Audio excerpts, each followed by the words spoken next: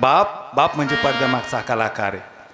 तो समोर कधी येत नाही, समोर कधी दिसत नाही, त्याचं अस्तित्व नाही असं कधीच होत नाही. मायबाप एक सांगू, आई घराचं मंगल्य असतं तर बाप घराचं अस्तित्व.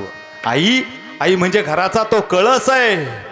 प्रत्येकाला दिसतो, घराला सुशोभित करतो, पण तो कळस उभा करण्यासाठी स्वतःला जमिनीत गाडून घेणारा पाया म्हणजे तुमचा आमचा बाप असतो.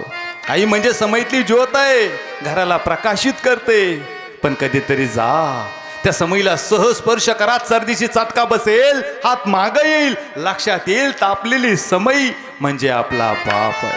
हाडाचं काळी रक्ताचं पाणी ज्या बापानं केलं, राब राब राबतो तो बाप. बाप म्हणजे जवारीचा दान आहे. बरं, तुमच्यासाठी आमच्यासाठी स्वतःला जमिनीत इतकं खोल गाडून घेतो.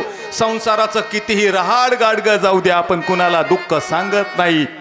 जगत राहतो, झुंजत राहतो. कुणासाठी? फक्त आपल्या लेकरासाठी.